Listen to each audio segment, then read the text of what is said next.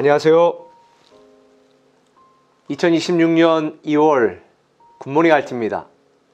보통 월요일이 되면 사람들이 편견을 갖고 있잖아요. 월요일은 피곤해, 힘들어.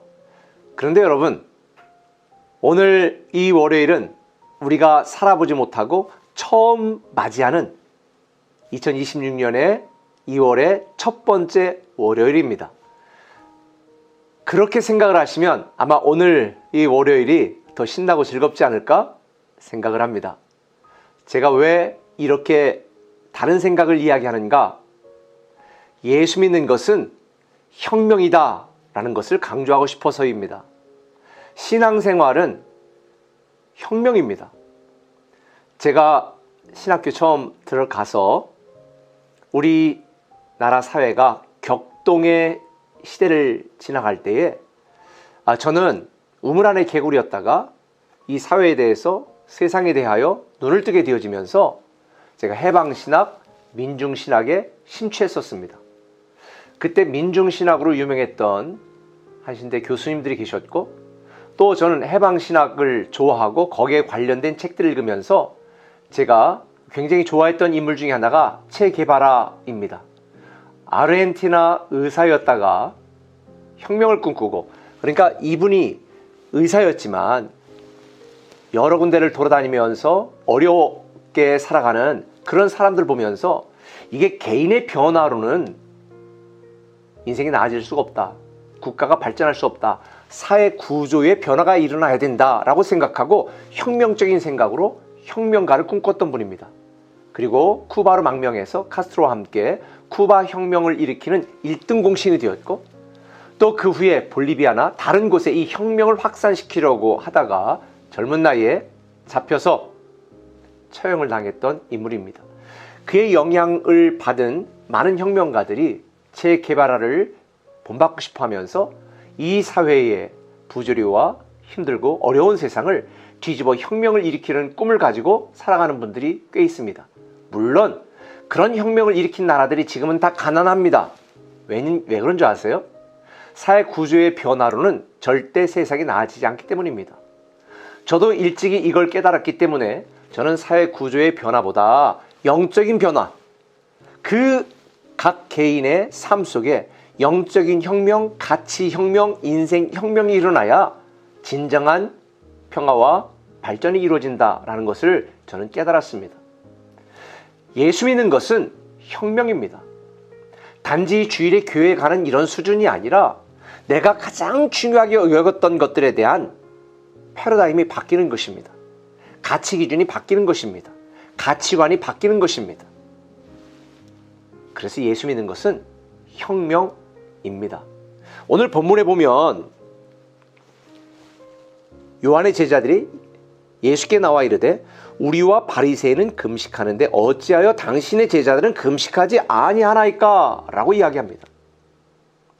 당시 전통적으로, 율법적으로, 상식적으로, 사회적으로, 종교적으로 당연히 해야 될 이런 일들을 하지 않는 예수님과 예수님의 제자들을 보면서 같은 편이라고 여겼던 침례자 요한의 제자들조차 예수님과 그의 제자들을 비판했습니다.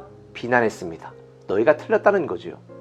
그런 자들을 향하여 주님이 말씀하시는 거예요. 손님집 손님들이 신랑과 함께 있을 동안에 슬퍼할 수 있냐? 그러면서 이 땅에 구원자로 오신 그리스도로 오신 예수님에 대한 그분이 있을 때에 해야 될 일들에 대한 그 중요성을 가르쳐주고 있습니다. 그러면서 이런 그들의 비판에 예수님은 이렇게 답변하시죠. 17절에 새 포도주를 낡은 가죽 부대에 넣지 아니하나니 그렇게 하면 부대가 터져 포도주도 쏟아지고 부대도 버리게 됨이라. 새 포도주는 새 부대에 넣어야 둘이 다 보전되느니라. 맞습니다. 예수님은 혁명을 말씀하시는 것입니다. 기존의 전통적인 틀과 생각, 상식 기준을 다 뒤엎고 새로운 세상, 새로운 가치, 새로운 목표, 새로운 인생을 이 땅에 이야기했습니다.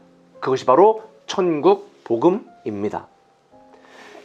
오랫동안 자기들이 믿고 있고 알고 있었던 것들을 다 뒤집어 엎으셨습니다.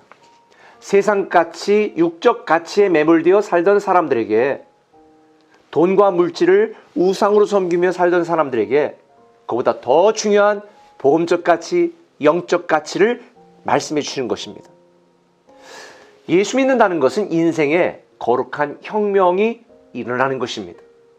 제가 우스갯소리를 말씀드리는 것처럼 예수 믿고 변하지 않는 것, 그게 바로 기적입니다.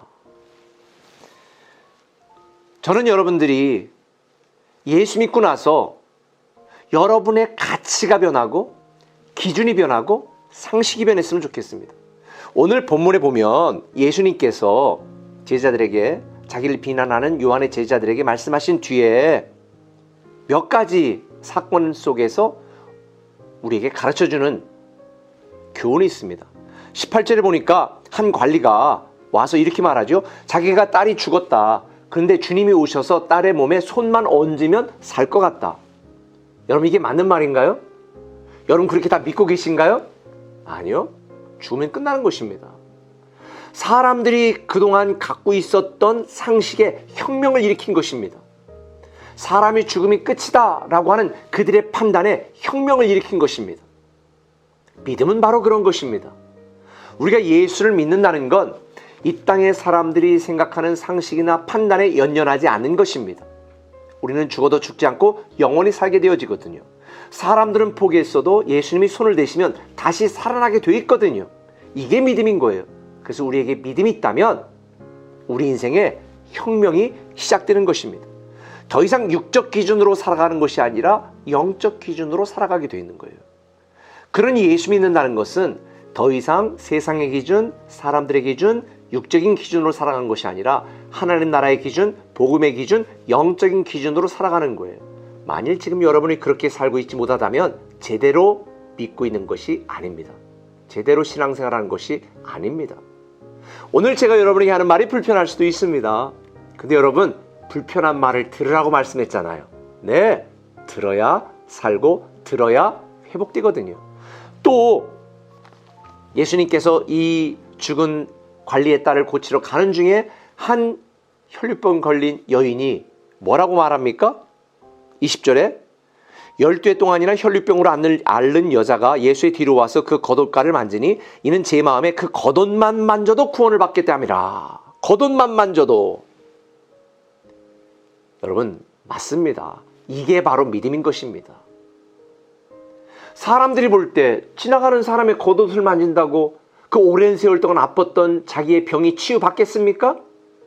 비상식적입니다. 비합리적입니다. 비논리적입니다. 비의학적입니다. 그런데 믿음은 이 모든 것을 뛰어넘는 것입니다. 바로 이 혈류병 걸렸던 여인은 내가 겉옷에 손만 대도 내가 치유받을 것이라는 믿음을 가졌습니다. 그 여인은 상식으로 살지 않았습니다. 믿음으로 산 것입니다. 네, 예수 믿는 것은 혁명을 일으키는 것입니다. 예수 믿는다는 것은 우리가 살아온 인생의 판이 바뀌고 틀이 깨지는 것입니다. 정말 예수 믿는 사람들은 자기가 모든 것을 판단하는 기준이 바뀝니다. 영적 기준으로, 하나님 나라 기준으로, 말씀을 기준으로 바뀝니다. 그리고 자기가 이 땅에서 제일 중요하게 생각했던 것들이 바뀝니다. 누구로요? 예수 그리스도로. 그게 예수 믿는 것입니다. 만일 우리가 예수님이 우리 인생에서 가장 가치 있는 분이라는 사실을 믿는다면 우리의 기준이 바뀌고 상식이 바뀔 것입니다. 우리의 가치가 새롭게 될 것입니다. 더 이상 목숨을 위해 살지 않고 목숨을 걸고 생명을 위해 살아가게 되어 있습니다. 여러분, 저는 여러분들이 세상 일에 연연하며 살아가는 것이 아니라 천국을 소망하는 영적 가치를 위해 살아가는 거룩한 혁명이 여러분의 인생 속에서 일어났으면 좋겠습니다. 꼭 기억하십시오. 저는 여러분들에게 오늘 도전합니다. 영적인 체계발화가 되십시오. 거룩한 혁명이 여러분의 인생 속에서, 여러분의 머릿속에서, 여러분의 가정 속에서 일어나야 됩니다. 전 올 한 해 우리 교회와 여러분의 가정에 이런 거룩한 복음의 혁명이 일어나서 우리 교회 때문에, 여러분 때문에 이 세상이 하나님 나라로, 멋진 아름다운 나라로 변해가는 일에 우리가 조금이라도 쓰임받을 수 있다면 얼마나 멋진 일입니까? 예수 믿는 것은 혁명입니다. 기도하겠습니다.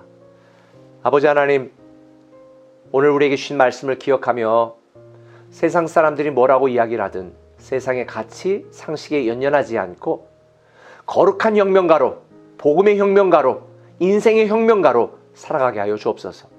내 인생의 진정한 가치 혁명이 일어나 예수 믿는 행복과 즐거움과 기쁨과 보람을 느끼며 살아가는 하루 되게 하여 주옵소서. 예수님의 이름으로 기도합니다. 아멘.